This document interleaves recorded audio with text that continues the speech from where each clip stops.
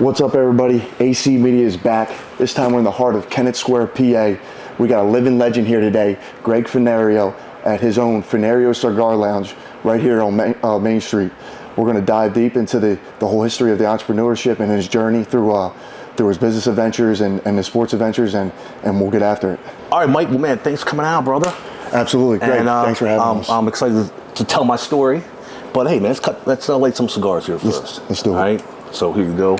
Right here. All right. So what do we have right here? So we got Padrones, the Maso, which is a Connecticut cigar, very expensive cigar. It's about $25. I mean, wow. You know, for the Padrones, it's about good price for them. I mean, they're decent stick. Yeah. Hard to find. Not many people have these. We have them here at Fornario's. Yeah. So, hey, number one. I said, your selection right there, I mean, it's got to be, you got to have every cigar under the sun right now.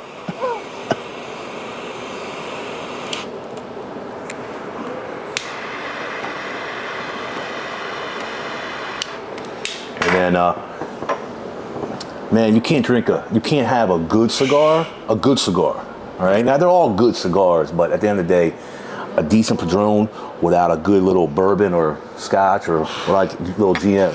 Can't Glass of wine's not too bad either, right? But let me tell you what I like to do here, all right? I'm gonna pour me some Grand Marnier. I'm gonna pour you some Grand Marnier, all right? But here's what I want you to try. First off, cheers. Cheers, Greg. Right? Yes, sir. Salute.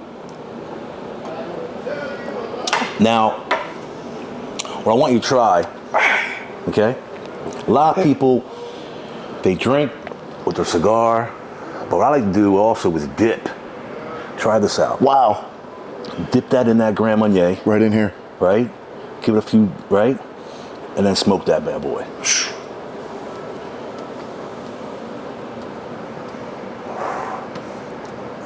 Oh, shit. My man.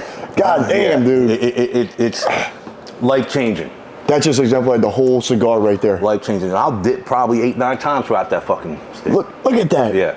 Damn, man. Yeah, it's good. It's good.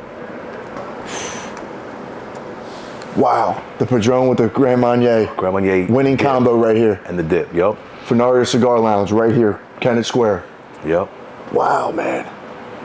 I never knew that before. Yeah. When did someone teach you that, or you just started doing that? So it was funny. I'm out my patio and I had a glass of Merlot because I dip it with anything. Right. And but the Grand Marnier is real tasty, sweet, right? So I had like a sip left. And I was like, you know what? Let me just dip that. Mm-hmm. And I dipped it, and I was like, oh shit! So I went to get more. Yeah. And I just started dipping them for now. I mean, I drink it, but I'm going to dip for a bit. You know what I mean? And well, I said I got to do that again. That's life changing right there. Real tasty. And to be honest with you, if you're looking for a buzz, that's how you're going to get it. That's what I said, man. This thing hit me with a head rush. I'm like, yo, the nicotine with that, can't beat it. Mm-mm. Yeah, we're locked in right now. We're locked in. I mean, the atmosphere right now is incredible. I mean, just a great spot to smoke a cigar, talk shop. Yeah, man. And we're lucky to be here, man. Thanks for having us again, Greg. I'm telling you, we're super excited to get here and get the story. Yeah. And from all the stops in life. But I say let's start from the beginning. Mm-hmm. What made Gregg Fornario Gregg Fornario? So I've been on my own as like an entrepreneur for a long time, you know, over 20 years, right? But like anybody else, you have to start somewhere, right? So I went right into my family business. But wherever I went to, I learned. I paid attention, right? So my family business was mushrooms. My dad was in the mushroom business. But he taught me two things that made me today. He taught me how to hustle, okay? And there's an art to hustling. Yeah. Okay? He taught me how to hustle. And then he also taught me about patience, because I'll be honest with you, you open up a business, you want to be big right there. You want millions of dollars right there. You want to expand right there. If you don't have that patience, man, it's like willpower. You got to have that patience, but you got to keep on hustling. And when you don't see it growing as fast as you want, you got to keep on hustling. My dad did that. He built himself an empire of a mushroom company, right? Made millions of dollars in the business. But I saw him start off like one truck to 15 trucks. You saw the success. Right, I saw the success. Yep. That business wasn't for me though, right? I mean, I didn't really, wasn't my cup of tea, but I learned a lot from it. So I left there, and I went to work for the Giordano family, who owned a amazing restaurant in Kennett Square called Giordano's. And I also paid attention. I was a manager, and I paid attention to how John Giordano ran his business and the family ran their business. And they really were about quality over quantity. And I mean, you hear that, right. But to be around someone and see it, what I mean by that was they were never like, how can we get 200 people here this weekend? How can we get 200 people in our place? How can we pack it? How can we pack it? Exactly. All they really cared about was every plate that went out, every drink that got served, right. Any kind of customer service you got was amazing.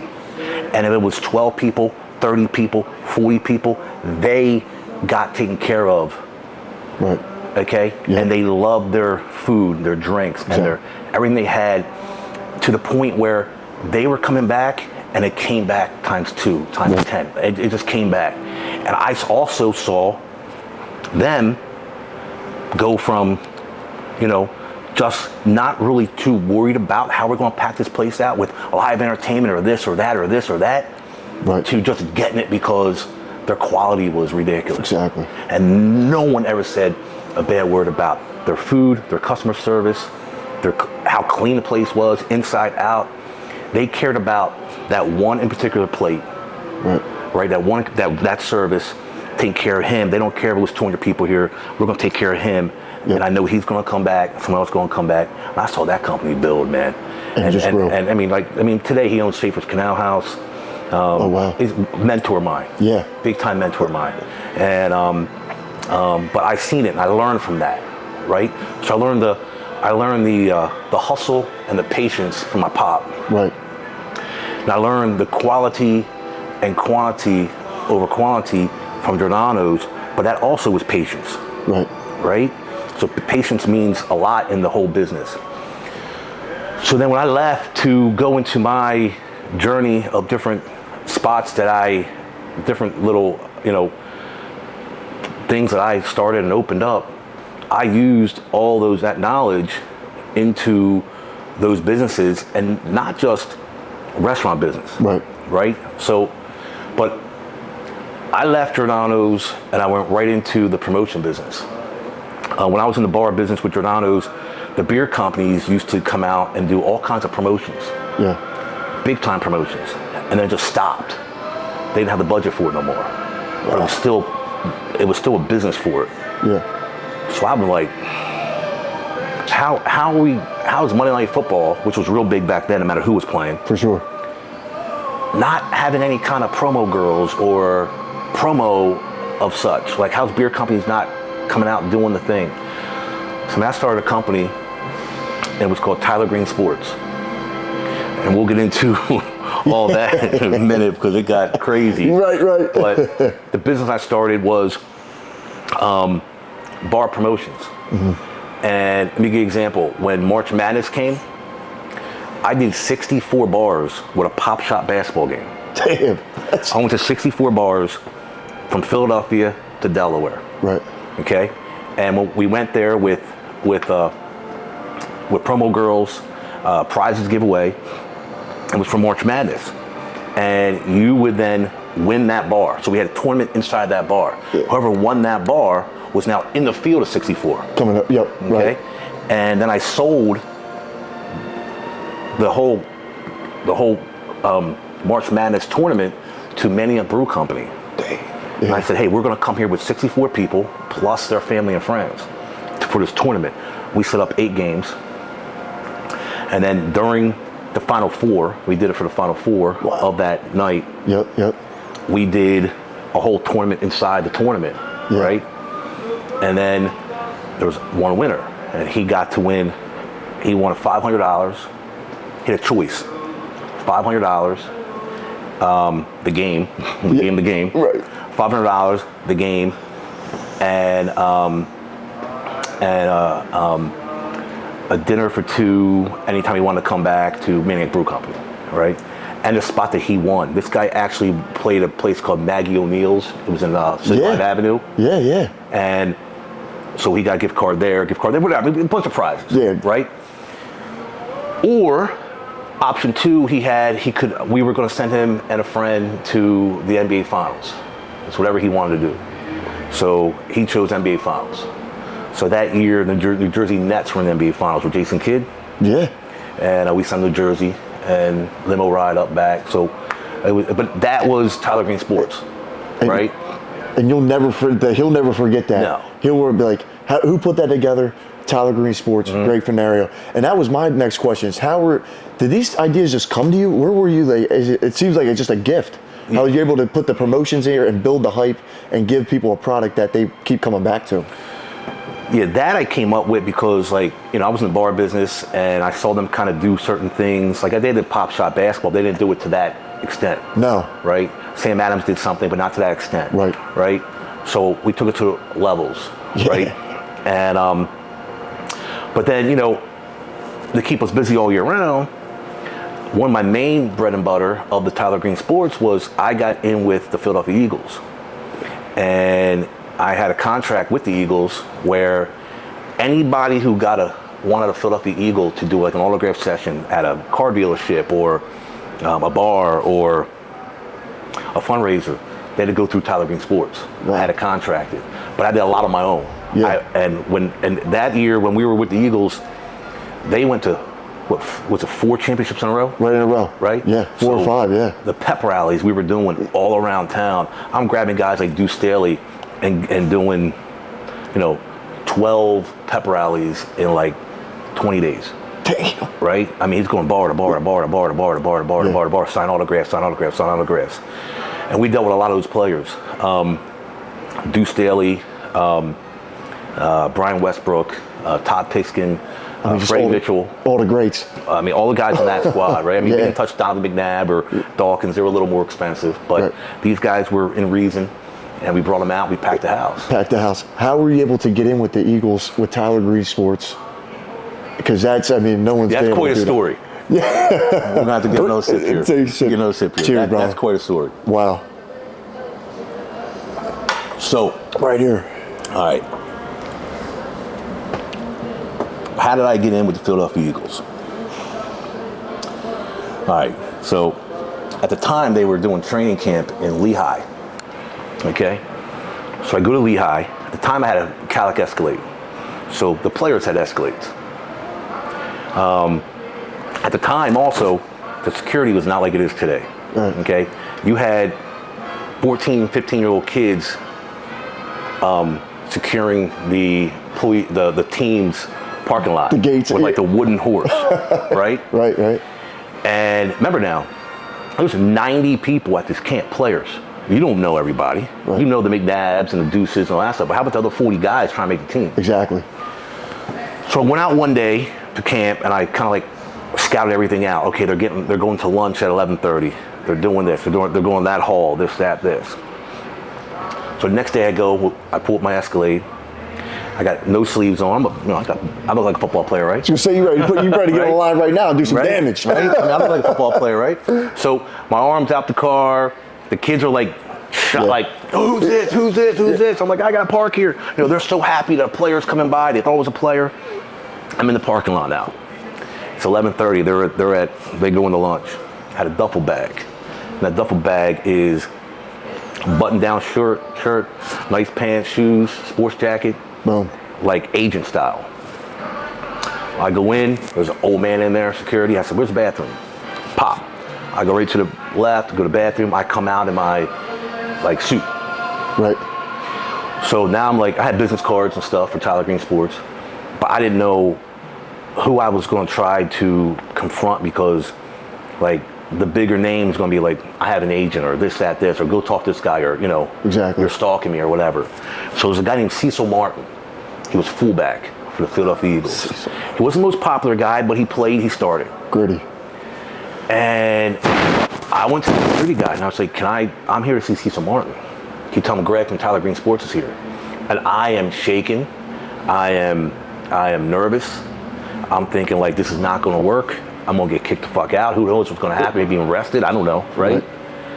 And when Cecil Martin walks out and goes, can I help you? I'm like, yeah. Gregg Fornario, Tyler Green Sports.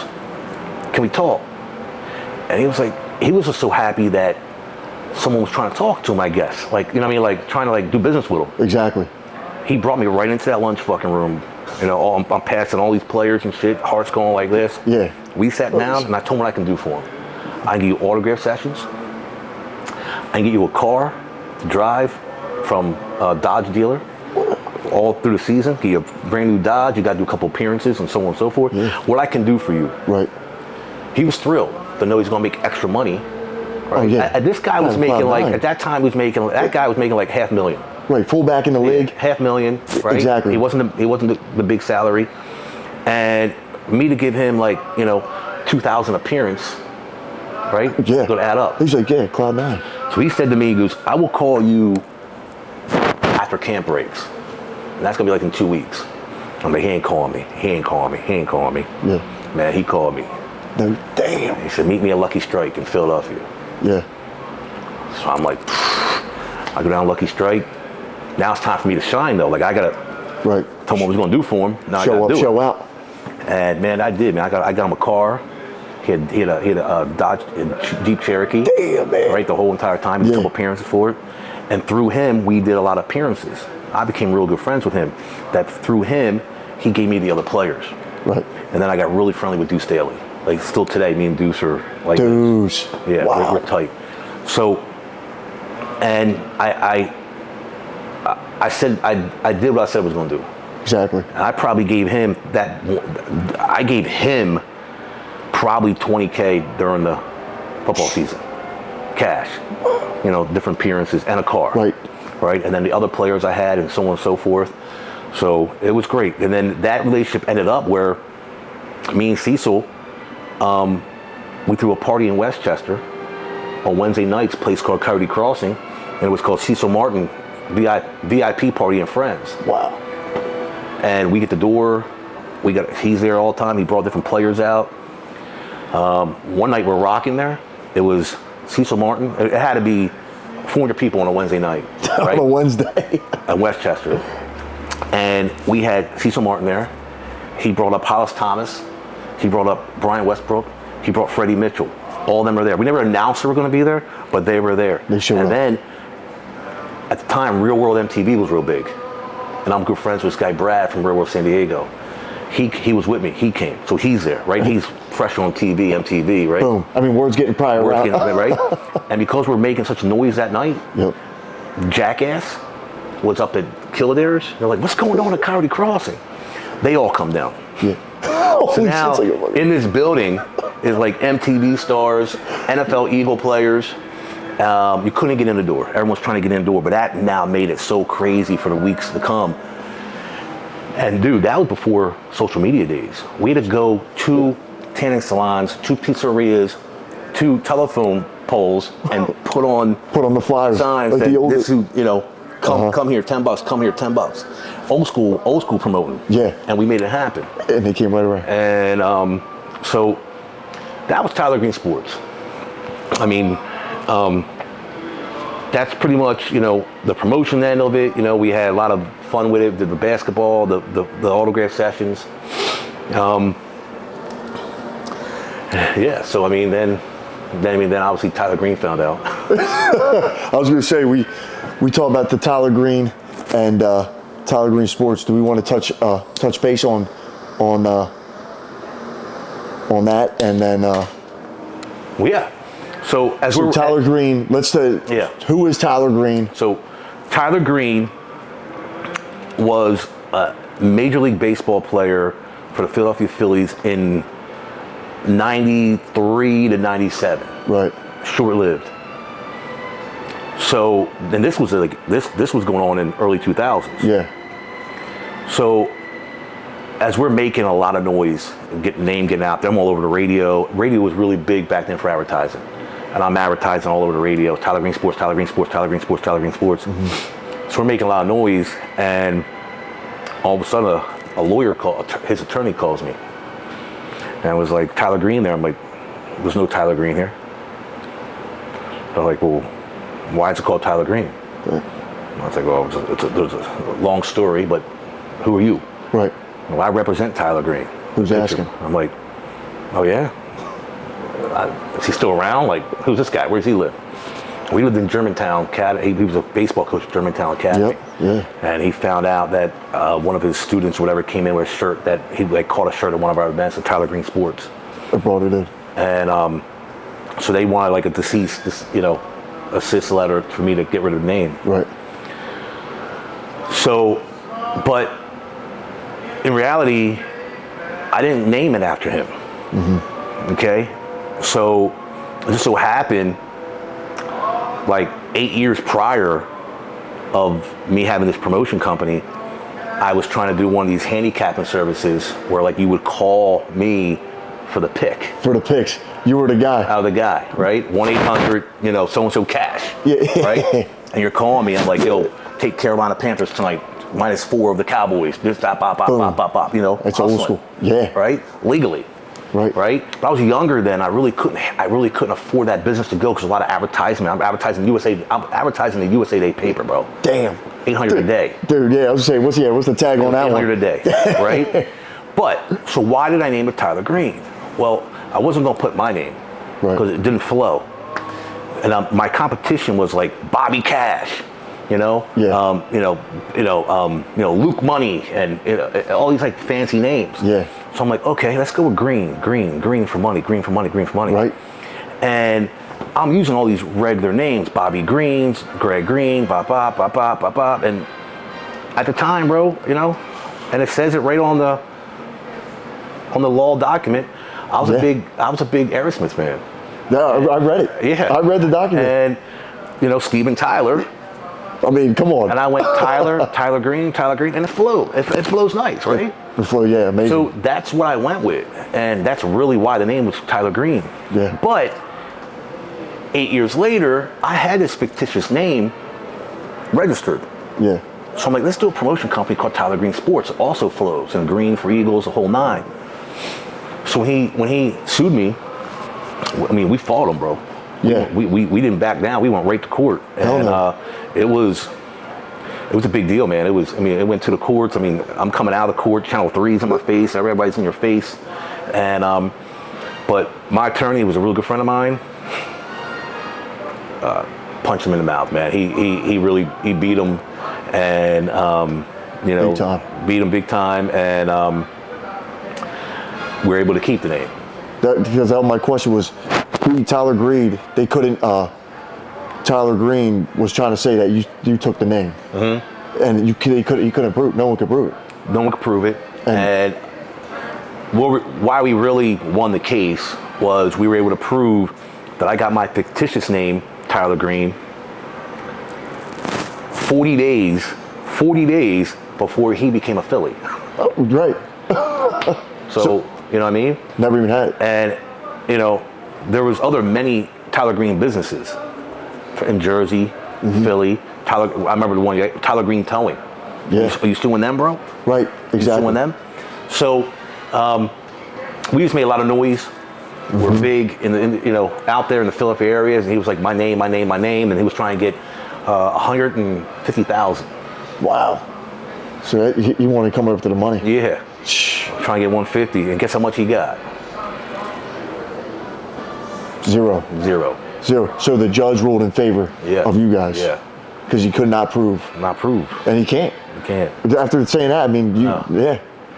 Wow. That is amazing, man. Well, that was crazy, man. Tyler Green, when he found out and they beat a big league pitcher like that, because he was a big prospect for what they were saying. Yeah, I didn't. No one knew. I didn't really know about him. And let's just be honest, man. If I was going to try to steal a name for perks to really get out there, at the time when I was doing this, Allen Iverson, Kurt Schilling, who else was big back then? Who was just, you know what I mean? Like, exactly. Not big names, yeah. Not that, bro. Yeah, you would pick that. So you would pick that, right. That was the Tyler Green thing, and then so I ran Tyler Green for a little more, and then built up some capital, and opened my own bar. Right there. So you channeled into the bar scene. Yeah. And then take us through the club scenes and the bars, because I was reading up on numerous bars that you opened. So you got back into the game after Tyler Green. Yeah, and then in Hockessin, of all spots, man, we brought some crazy shit to Hockessin. And that's a six poppers town, man. Yeah. Like, that's like, you know, go hit golf balls at the country club and come six poppers and have a drink. Well, we were the opposite. We were, let's get crazy. Right. So we opened up a sports bar. It was called Lions Den Sports Grill. Attached to it with a canvas roof, kind of like an indoor-outdoor, was called Zoo Lounge. It was a nightclub. And we were running there for about a year, and then, like I said, it was a canvas roof. So that DJ, that noise is going right through that roof. So we're getting noise complaints every time. And I'm just going, paying my fine. I'm paying $350 like almost every weekend, right? And then they had enough of it. They were like, you know what? You're not going to pay us every weekend. One more time, taking your license away. You can't play music past 11. Fuck. I had a good thing going. Right? What am I going to do? So we said, fuck it. We completely changed the whole concept, and we renamed it the Dizzy Bulldog. Okay? Oh. And we had a mechanical bull. Damn, man. We brought a mechanical bull in, and the only music we're playing is jukebox. So the jukebox wasn't going through the canvas roof. It was loud enough where we can all, you know, hear it here, but wasn't going crazy like DJ. And I kind of ran that club, that bar, like Coyote Ugly. The bartenders had jean shorts, cowboy boots. They got on top of the bar. It was a good atmosphere. It was just in Hockessin. Yeah. That should have been in Newark, Delaware, Main Street. That should have been somewhere else, but this is where I was. So we had a mechanical bull. Ran that for about, till my lease was over, till about a year left. And then got out of there. But then jumped right into a huge nightclub, just up street 41 all the way to Kirkwood Highway. 41 on Kirkwood Highway, it was called MoodSwing. MoodSwings. And capacity was 900. And we did that a lot. Yeah. A lot of great performers came by. Paulie D, Ja Rule, Meek Mill, Brett Michaels from Poison, Scott Weiland from Stone Temple Pilots, Method Man from Wu-Tang. Damn. So many. Fetty Wap, Jim Jones. How were you able to bring those names into this state? Because Delaware's never seen, I said it off camera, I said Delaware's never had a nightclub like that, or maybe probably never again. Never again. I'll tell you what, man, one thing that I believe in is really surrounding yourself with the right help. You can never just do stuff on your own. You can be the guy in charge, but you need that, you know, voice of opinion and so on and so forth that you honor and respect. And when I did MoodSwing, I brought this guy in named Kevin Baxter. This guy knew how to throw a party, okay? And for years, he's the one that made and ran Kahuna. Kahuna was like the biggest thing ever, but then he created a place called the Red Room. Kevin was all like Kevin's ideas. Kevin made that place packed and kept it clean and so on and so forth. I brought him in, and we were good.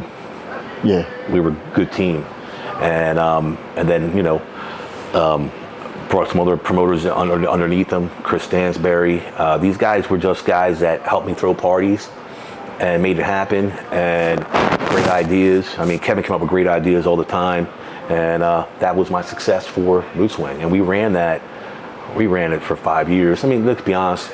The nightclub business is like a 3-year business, bro. It's a 3-year business. Yeah. And in Delaware, you're lucky you get off for a year, man. Gonna say, yeah. We ran for 5. And I mean, it had its ups and downs, right? Summertime was, everyone goes Dewey. Right, yeah. All my clientele, clean clientele, they're in Dewey. Right. And I did not know that was gonna be like that. I'm like, hold on, like. They really go down there. And like even my entertainment was in Dewey, right? Because I didn't just have, like I had all the big time bands that were in Dewey, the DJs in Dewey. I'm like, fuck, am I gonna be seasonal? What am I gonna do here? Yeah. But like, we just kind of kept the costs low on entertainment stuff during the summer, just kind of get by. Yeah. And then from September to May, rocked it. Yeah. And we did, and we did really well. So I ran that, for the duration of the lease. And I'll be honest with you, like the last year of the lease, it was hard. I knew I had to get out. Yeah. But we ran it to the 5 years. And then, but that was MoodSwing. I was gonna say that's a massive spot. You're just filling it out every night, bringing the energy, bringing in names. I mean, DJ Paulie D. Delaware's never seen that again. No. We had a bottle service. We had a VIP bottle service. We had girls, professionals that were hanging from the ropes or the rings from the ceiling, man. like you would see like AC, and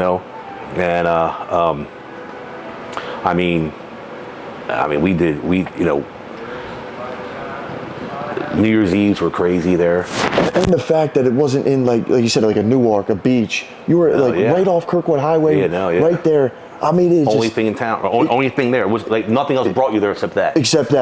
And you guys were bringing people from all over the country into MoodSwings. Mm-hmm. And it's like, to me, it's like being from Delaware and seeing that.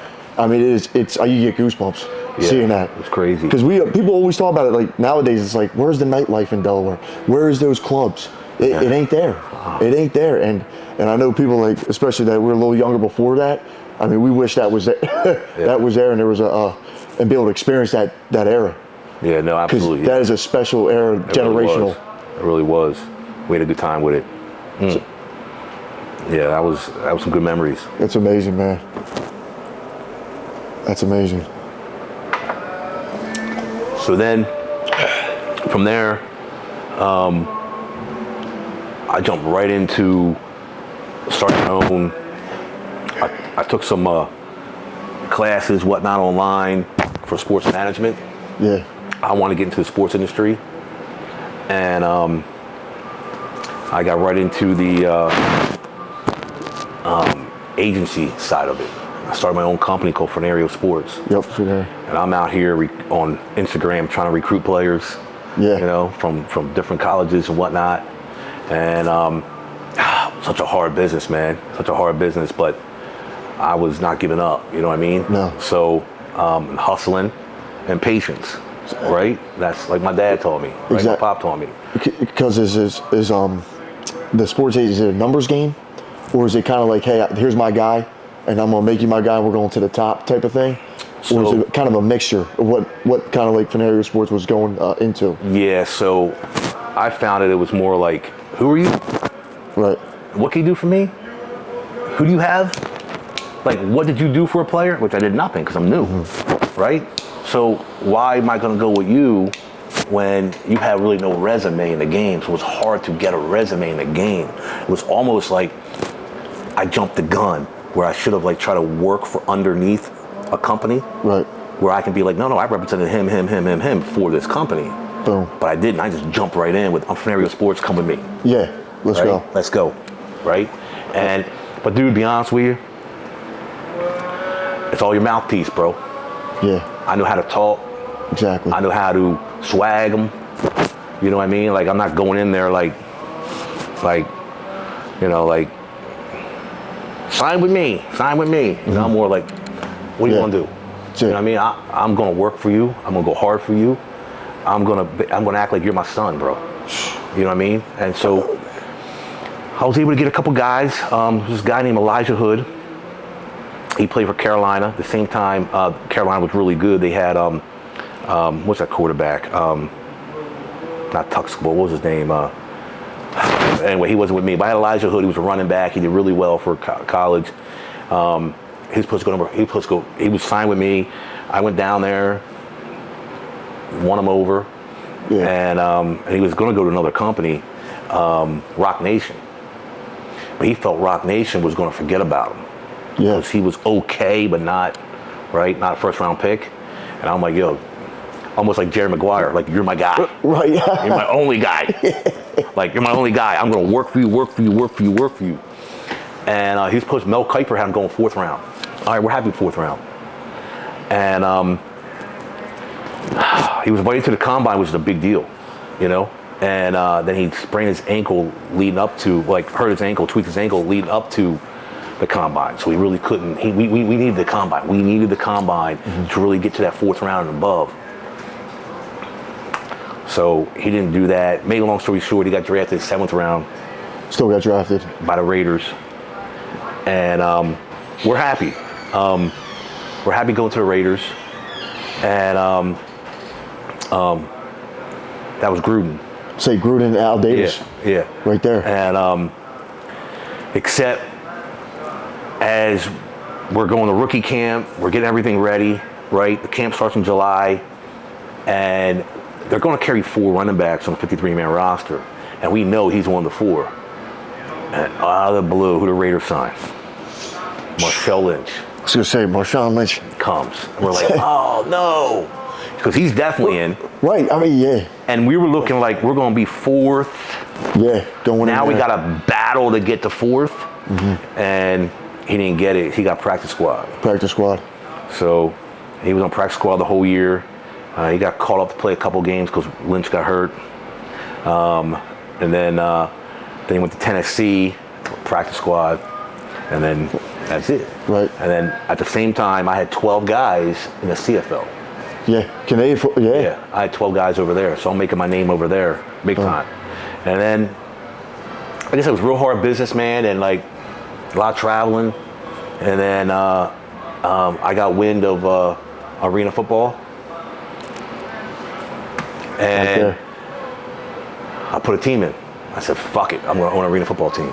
And so I opened a team in Richmond, Virginia. We were called the Richmond Rough Riders.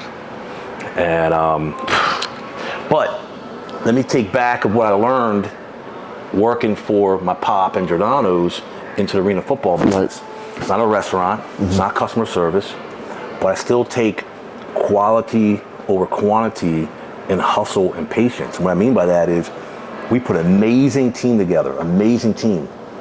Had NFL players, Greg Hardy from the Dallas Cowboys, UFC. Yeah. Had Robert Meacham from the New Orleans Saints. He caught a touchdown in the Super Bowl with Breeze. Receiver.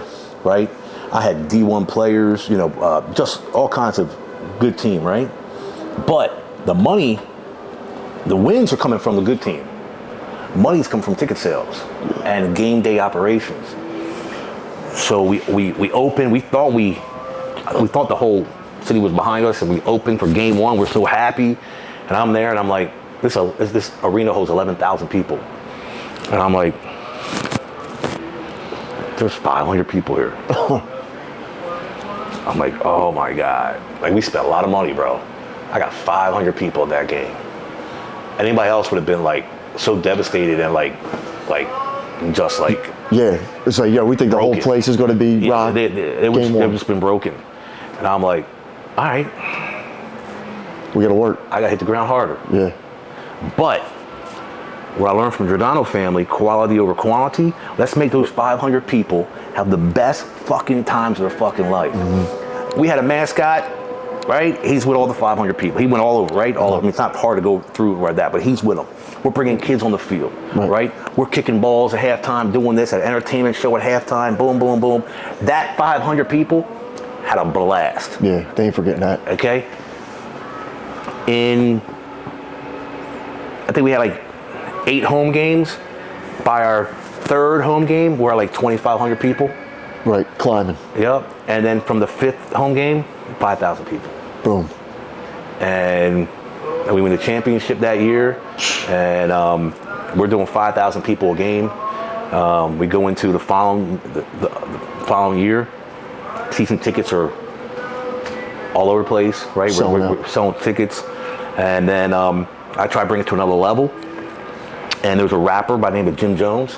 He sings "Ballin'." Yeah, Jim Jones, right? Shot Collins. Yeah. So what happened was I brought Jim Jones in for my championship game to sing at halftime, right? Right. Halftime, Jim Jones singing "Ballin'," and then I had his information, his contact stuff, right?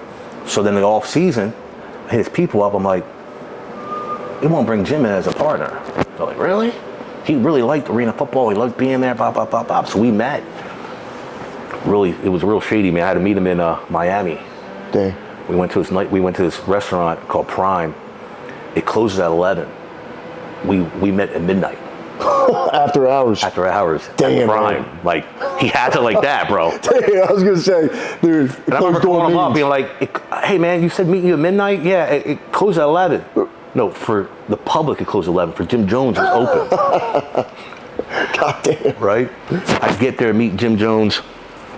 We're having dinner. It's like me, him, and like 4 other dudes. One dude sitting just like this, looking at the door. Not eating, not associating, not socializing, nothing. Right. Looking at the door.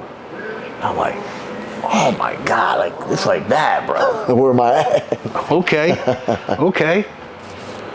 But we negotiated, made it happen. Following year, Jim Jones is now part owner of Richmond Rough Riders, and because of that, TMZ ate it the fuck up. Yeah. It's on TMZ. It's on TMZ Sports. Jim is going viral with what he's putting out, right? We're doing 7,000 people a game, bro. Selling out. And I remember doing 500 people a game. So say from the beginning to then. Yeah, and I said, okay, I gotta work hard. Most people probably, I mean, they give up. They see that, they're like, yo, we're never going to be nothing. We ain't going to do it. We're in the middle of nowhere. I mean, dude, you said screw it. I had $125,000 invested going into the season. Yeah. Where it was 500 people. Right. I didn't make enough money to pay my team. And I'm like, oh my God, what did I just do? Instead of, like I said, sulking, whatever, I thought of hustling. My pop said, keep on hustling, patience. And the development family was quality over quantity. Boom. And I made sure that 500 people had a good time. And then I went out there and hustled. Right. And then that following year with Jim Jones, icing on the cake. we had Jim Jones jerseys. Yeah. Selling. I was going to say. He's at the games. He brings some other rappers with him. We brought a guy like, what's his name? ASAP Rocky or whatever the guy's name. ASAP Rocky? Right? God damn, man. And he had some athletes come with him. Saw Paulie D. Antonio Brown came. Antonio Brown. Right? Antonio Brown's dad was big on arena football, so he knew him and came out. A couple NBA guys came. So it was it was exciting. So we made it happen. Unfortunately, going into year 3 at Richmond, they were knocking down the arena. It was called the Coliseum, been there for years. There was no other spot to play at, 0. There's nowhere to play at. Yeah. I'm like, fuck, I'm not done with this. Right. And I got a lot of money invested. I'm not done with this. So I looked everywhere. I went on a tour, man. I went to Florida, New Orleans, St. Louis, Albany, Oklahoma. I mean, I went all over looking at arenas because I didn't care where I played. I got to get myself an arena. Mm-hmm.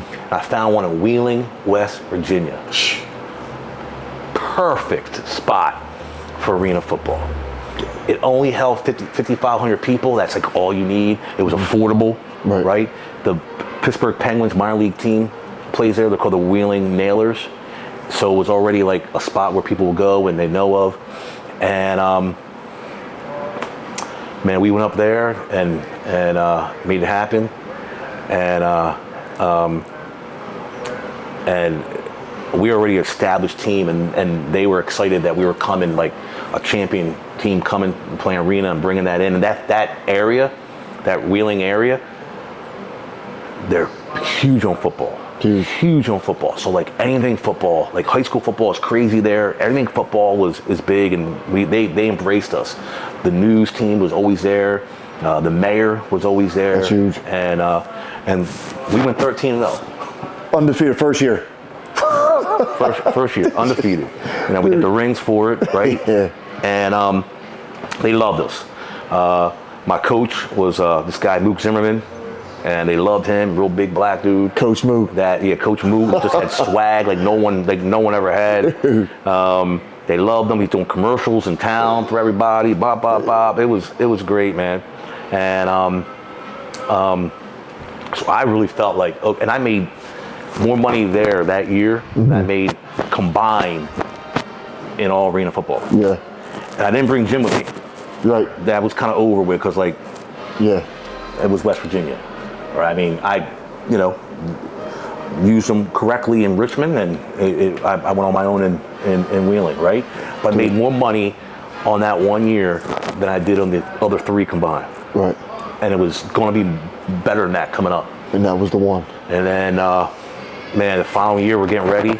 Everyone's kind of about to fly in around St. Patty's Day. Yeah.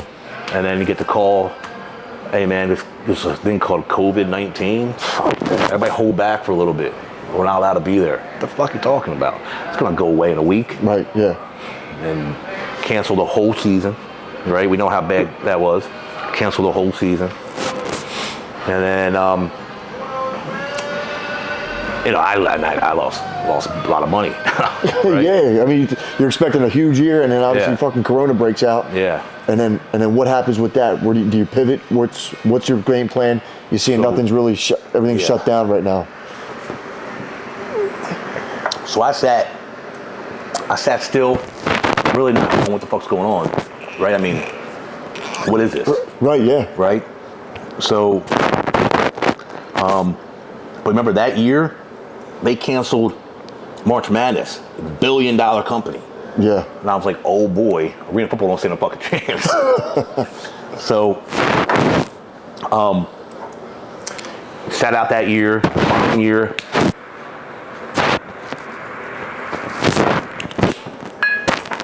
A lot of states are opening up. And there's about 8 different cities in our league. A lot of them are down south. Right. And so they were opening up. Jacksonville, Orlando, these guys are wide open. Yeah. Can be full capacity. And West Virginia was like, no, you're not. You can Really? play with nobody here, though. Right. So you want me to sign up to lose money? Yeah. No, we're not playing. And so they did a 4-team league, but we couldn't be part of it. So that's 2 years of not playing. I mean, I lost a good bit of money, man, right? So as that's going on, I'm like, fuck my life with this COVID, right? I mean, what's the hell's going to go on? So here we are at Fornario's, right? I was driving by, I'm from Kennett Square, I was driving through town. I knew uptown, we call it, on State Street, is very hard to find an opening, a lease. And I saw a lease on the door, and I'm like, and I looked in, I'm like, I can open a cigar lounge here. And I was always going to open a cigar lounge. Like, it was going to own the football team and a cigar lounge. But now it's had to open a cigar lounge ASAP. So I call a realtor, and 5 years later, I'm still at it. Boom. So been at the cigar business for 5 years, Fornario's, man, I'm also taking everything that I learned from all my experiences in business, not just what I learned at my pop and Giordano's, but the things I learned, the do's and the don'ts, and how and what and where and all that from the other businesses into this business. And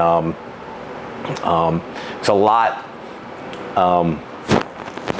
easier to control, you know what I mean? Like Cigar Lounge, rather than the nightclub holding 1,000 people or craziness and fights and this and boom and boom and boom, and then, or the football team and all that. But, man, we're pushing it out of here, man. And,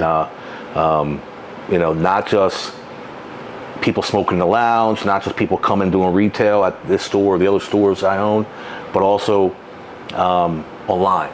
I have my online business now been going on for even longer than I've been open. It's major. And we're pushing boxes and that online site is called livingmybestcigarlife.com. You can get stuff delivered to your house. We deliver 4-packs. Oh, that's perfect. No shipping. That's perfect. So you can sit at your house and not get up, go to the brick and mortar, right, and just bing, bing, bing, bing, and we charge you the same exact money. And it comes right to the house. It comes right to the house. Oh, that's perfect. In like 48 hours. Damn, man. Right?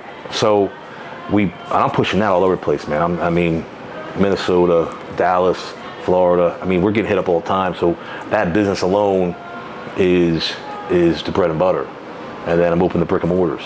That's huge. So, because you have other cigar shops too around? Yeah, so I had one in Glen Mills, just sold that. I had that for 2 years, just sold that. And there's 2 living my best cigar lives in West Virginia. In West Virginia. One in Moundsville, and the other one's about to open up in Wheeling. In Wheeling. Yeah. Now, was the cigar business you always wanted to get into down the road, or was that always kind of came quicker than expected? Quicker than I expected, but let's say it was no COVID, I would be in here now. Still Football going. team and here. Because that era during COVID, when nothing was going on, what was like your thought process? And I mean, it's just like it's never really been happening before in the whole world's existence, and it's just crazy to think. Man, I'm just glad that I had a safety cushion, man. Mm-hmm. You know what I mean? Like I was just like, what do you mean we can't play? Yeah. Like for 2 years you can't play? 2 years? Like, you gotta be kidding me. The one season I was able to hold my own, right? Yeah.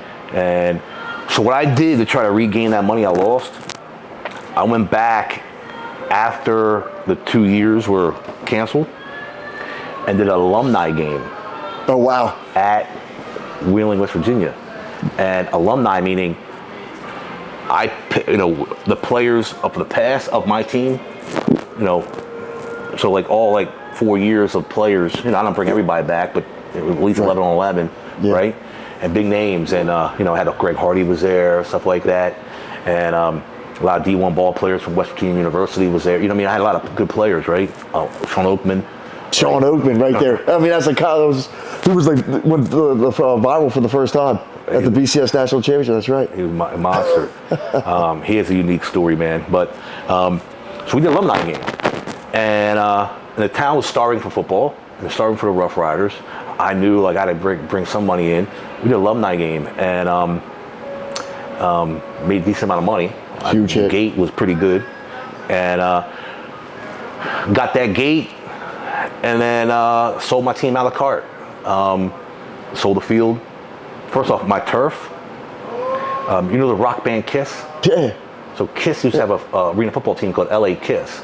They play the Staples Arena where the Lakers play. Damn. And their turf was ridiculous. It was gray with black lines, right? The logo Kiss and all that stuff. Huge Kiss fan, so I had to buy that. Right. So I bought it for my team.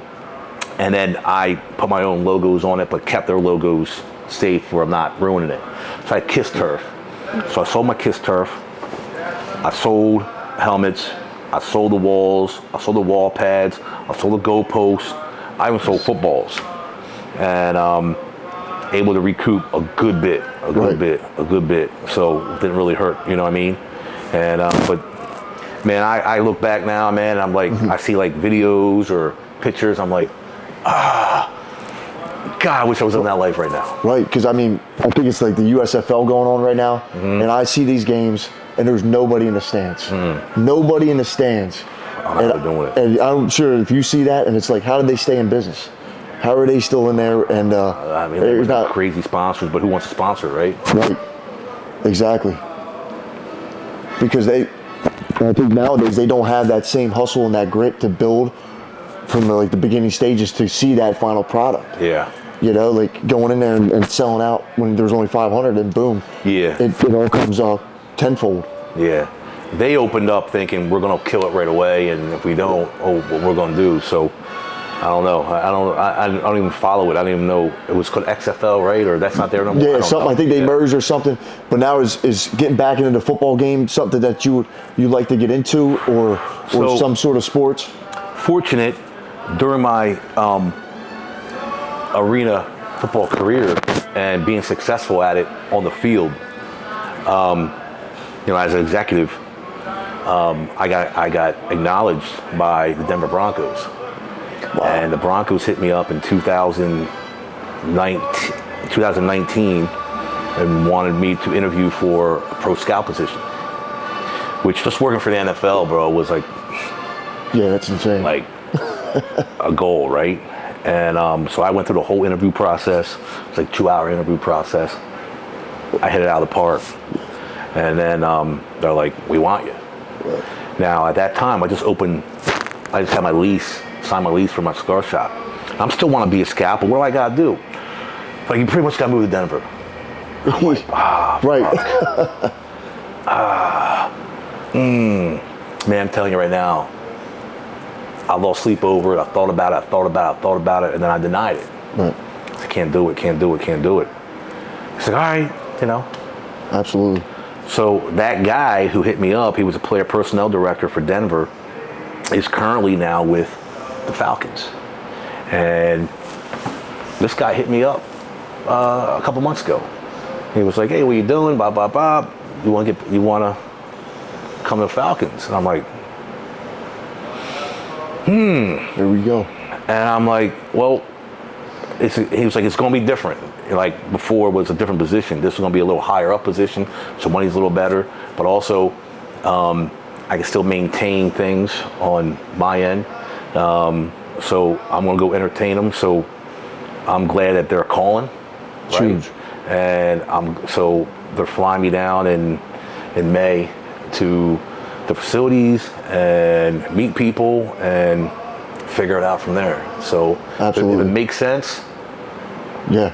I'm going, bro. Got to. I said if you give me a team in the NFL that's missing one piece to put them together, and that's you, right there, that can do it. I mean, listen, man, I'll give it 110, and I'm very knowledgeable of that. It's just that, I was only able to use it with the arena world, but and I'll still keep the cigars going and so on and so forth, man. But listen, man, I ain't done chasing that money. You know what I'm saying? No, never. I ain't done chasing that money, bro. I ain't done chasing that money. I don't know what's next, but hopefully Atlanta Falcons is. Damn right, man. And you'll know, man, because I'll be walking around in Falcon gear. Damn right, man. I'm a New York Jets season ticket holder, but fuck those Jets. Yeah, right. Falcons, baby. Mm-hmm. Falcons. That's huge. It's funny because I have a 10-year-old, and his middle name's Jet. Wow. After the New York Jets. Uh-huh. So we call me, his first name's Easton, so we call me EJ. And he's like, Dad, if you go to the Falcons, do I keep my middle name Jet? Like, no, we're going to call you Falcon. We're going to call you Falcon. Yeah. He's like, but who are you going to root for? Because they play each other this year. Yeah. I said, well, one's going to be paying me, and one let me down for fucking 30 years. I was going to say. Fuck those Jets. Yeah. I say Jets fans for all them years, man. Talking about last year, on paper, we're going Super Bowl. That team, Aaron Rodgers, Garrett Wilson, Devontae, Breece Hall. Dude, what is going on with that season? Hey, I don't even want to talk about it. So, Absolutely. But, so hopefully I can do that. Hopefully I can grab that Falcons job and still obviously run my cigar shops the way they supposed to be ran. Absolutely. And like I said, I'm not done chasing that money. No. I think I'm more motivated now than I was then, and that's dangerous, bro. I was going to say, that's scary. That's dangerous. That's dangerous, man. Because the players that you came across with throughout the years, do you still stay in touch with most of them now to this day, like Deuce Staley? Oh, so I mean like that end? Yeah. I still touch base with Deuce now and then, like, hey, what are you doing? Because he's out of the NFL now. Right. Before he was Detroit Lions running back coach for a bit until this new guy came over here. Yeah. So he was around for a bit. Right. So I remember he was in the mix for like a head coaching job and was like yep. Associate head coach. Chris, what's up, man? So do I talk to him? I send him a text once a year to say what's up, whatever. And I say to him, hey, when you come to Philly, hit me up. Yeah. He has no reason to come to Philly, so we touch base. But the players on my team, it's brotherhood from day one, bro. Yeah. And you play baseball. You know how that is. Oh yeah, it's a brotherhood you'll never get rid of. Never get rid of. And like you can't build anything like that in sports and culture. Nothing, bro. It's just special. Nothing. It's a crazy brotherhood, and they were so appreciative of me. Right. Taking care of them. Professionally. You know what I mean? And so these guys are brotherhood forever. Yeah, because being a pro athlete, I saw like what you did right there. People will never forget that. Yeah. Anybody that can help during the way to build their career and everything, man. Yeah. That's just, you can't put a price on any of that. Yeah, we were a stepping stone for 4 guys that made it to the NFL. Yeah. So I mean that's big. You know what I mean? So Huge. a lot of these arena teams, no one goes to the NFL. We had 4 go to the NFL. 4 went to the NFL. 4 went to the NFL. Yeah, that's a special run. That's where it comes from our scouting, and then put them on their platform. You know what I mean? And like your knack for like scouting talent, and what do you look for like in a player? Is it just like the playing capabilities? Is it the full package? I mean, what do you see if you could break it down? It's funny, man. I told the other guy the other day. For linemen, I look at his ankles. Wow. Ankles. I can look at a dude's ankles right now who's a lineman and be like, nope. Just like that. Nope. And they're like, what are you talking about? You know, if he has a cankle, bro, it's a good story too, though. The stories. Now, is there any other parts of your story you wanna dive into? Because I got some questions too. How about we just go to the questions? Go questions? Yeah. Absolutely. Yeah. Are we on, Melina? So my question is, how are you always, no matter what industry you were in, always getting the top talent and creating that culture that's really unbeatable? So, you know, I think like the thing about me is like, I gotta go big, no matter what it is. I gotta go big, right? So, like I wasn't, you know, and then the bar club scene, you know, have an opportunity to go big as you want by bringing whoever we want in entertainment wise, and I was just able to, you know, make the right connections and go and then take risk, man. You got to take risks. Like when I did Paulie D in Delaware, I'm coming off $30,000 to give this guy. Yeah. All right, is it gonna work? Is it not gonna work? It worked, right? But like, I mean, that's a risk. I mean, I'm putting 30,000 up, not, okay, here's all the money I made, I'm gonna give you 30. They don't play that game. I want 30 before he shows up, right? So like, you're doing like a lot of risk. So, but, you know, I take risks and I gotta go big. Gotta go big. And so all that, I mean, it paid off right there doing it and bringing them top talent in, and it just built the brand. Yeah. Because once you build that brand, it's like, Gregg Fornario, you know it's big. And then boom, no matter where it's going, everything he's doing is big time. Yeah. That's what I've seen is just like, he was able to do the same recipe, take it to the next industry, and kind of keep that same thing from what you learned growing up too. Yeah, no, absolutely. And even in football, I didn't have to bring Greg Hardy in. I mean, he's a monster from the Dallas Cowboys, right? Yeah, I mean, that's... But, you know, I knew, and he was going to be more expensive, way more expensive. Right. But by me bringing him in, put more seats in the crowd, and got me on TMZ, and got me bad or good publicity, but all publicity is good publicity. You know what I mean? Exactly. So exactly. And so just different things, you know, going big. And then going back to like the Cecil Martin days and bringing that, was that always the game plan? Hey, I'll get Cecil Martin and obviously boys on the team, and next thing you know, they'll show out, and then boom, it just kind of like organically built to the Westchester Knights and everything. Yeah, I didn't want to do, and no disrespect to Cecil Martin, but he wasn't the name that I was looking for to just be with throughout. Like I knew there was a lot of players on that team, but through him I can get, you know, players through the team. But I also showed him a lot of love. Like I said, I moved him all over the place, and then through that, you know, I was able to get the other players, you know, through him, and he introduced me to a lot of guys. I mean, we became buddies. You know what I mean? Yeah. So I'm going to. I mean, he brought me to Allen Iverson's birthday, which was at Buffalo Billiards on Cedar Line Avenue. Like, how am I even going to that without him? You know what I mean? Right. And I'm in that mix. And so we became buddies. So, but yeah, that's a crazy story. Actually, Wheeling University asked me to speak at their college, at their sports management class. And I brought that story up about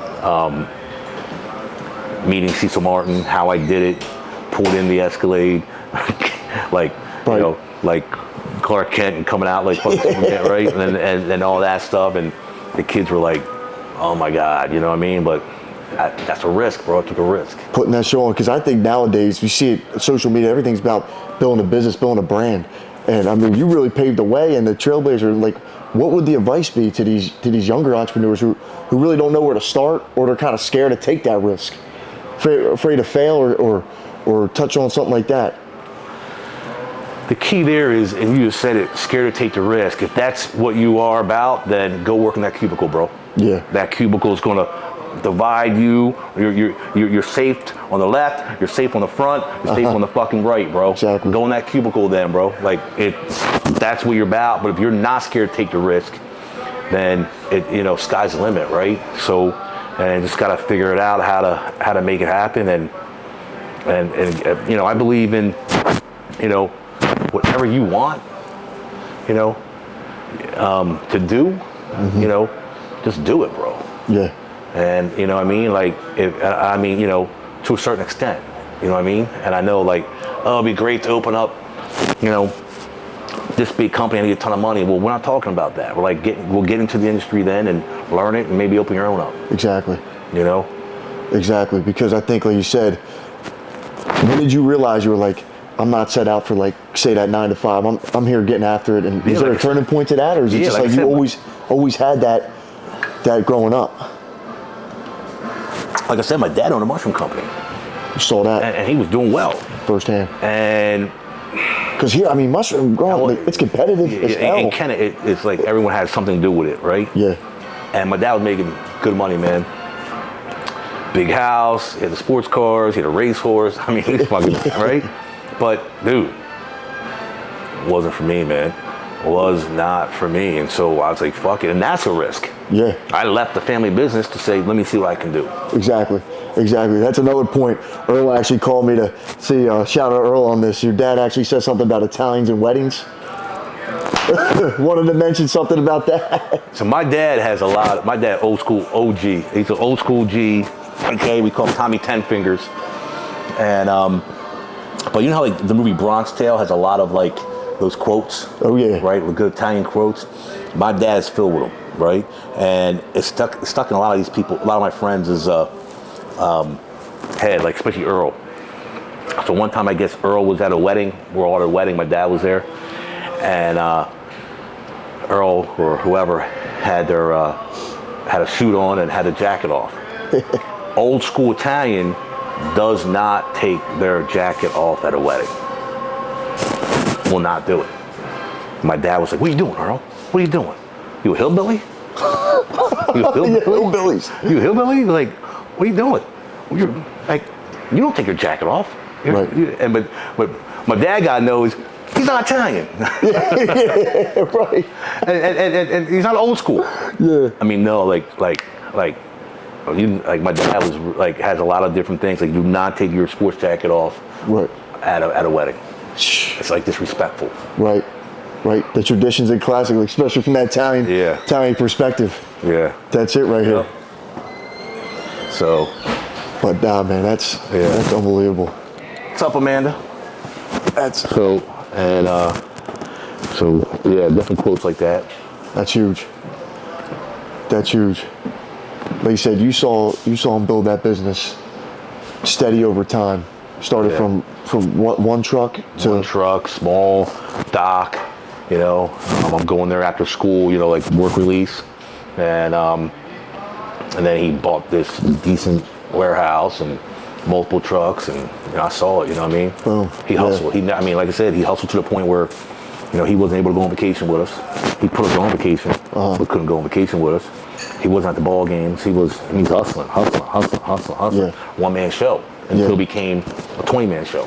Boom. Then built the empire. You know what I mean? Absolutely. Because I think another thing is people don't understand about putting that work in. When no one's watching, they just see, hey, this guy's an overnight success. But really, it wasn't. No. He's been putting in work for years, and then boom, they see that, and be like, where'd this guy come from? Yeah. No, it's a lot. It's like I said, there's and you have to appreciate more than anything. And I look up to a lot of people that didn't get it handed to them. Yeah. Right? There's so many different companies that I might not even know the owner, but I know the story of the owner. Right. Wow. You started with, there's this company, it's called McGovern. It's it's a septic business. Right. I mean, How do you get in? how do you get into that, right? Right. But the guy Yeah. started with one outhouse, right? And then he had an office over here in Kennett, and X amount of trucks and outhouses and doing his business. Now he's over there by Westchester, past the old Kelly Sports on the left. Oh, yeah. Took over Coca-Cola. You pass by there now, he got like 100 trucks out there. They're rocking and rolling. So I don't know him like that. I know his sons, but like, he started from the ground, and you see that. And I just respect that. Right. I respect that. It wasn't like, his dad owned it and it was already big and he just took it over to keep it big. Yeah. Now this guy started, boom. Boom. You know what I mean? Crazy money. And just started from the bottom. And then when I see people like that, and I don't even have to know them, I just know the story, I'm like, wow. Mm-hmm. No, that's amazing. That's amazing right there. Yeah. Dude, this was unbelievable. Yeah, it was good stuff, man. This was unbelievable. I think we covered pretty much everything. We covered right? everything, yeah. Anything else that you wanted to touch base on? Because I'm trying to think. Because I was like on a deep dive. I was like talking to Earl. I was like looking at everything. I was like definitely want to touch on all them areas. Yeah, we covered the businesses. We talked about Tyler Green Sports and getting sued and so on and so forth. We did a nightclub. It was not really else to tell you about nightclub. I mean, we did it big. Yep. And then how'd you land into Hokessen now? Like, because like you said, it was like a new art, like it's the ritzy preppy crowd type thing, and here you guys coming in, boom, bat out of hell, shutting down the city, the town. Yeah, we did. Got in trouble. It was crazy, man. I mean, I could end it with just ending with Fornario's. Just tell briefly about Fornario's and what I'm going to do. I'm going to open up another one in Creek. Yeah, let's do that. And cheers, going. Boom. Let's do it. All right. So maybe you ask me like what's next or whatever. Yeah. So what do you have in the pipeline next, and what's the future look like? Like I said, man, I'm never done chasing money, and that's for sure. And I love the cigar industry. I love it. I mean, I love it. And there's so much money to be made in the industry. And, so what I'm going to do is, like right now, I completely remodeled the spot we're in now and rebranded to Fornario's. My Living My Best Cigar Life is going to turn into Fornario's. So now we're Fornario's. And, but I am now currently looking at a cigar bar in probably the Pike Creek / Newark area. There's 3 cigar bars in Delaware right now that I know of, and there's one in Middletown that does really well. There's one in Trolley, and there's like one on Kirkwood Highway. So this area over there with the Pike Creek and Newark is dying for it. And absolutely. So that is the next project to take Fornario's. Here we have no liquor license, right? And it's more of a smaller lounge and retail store.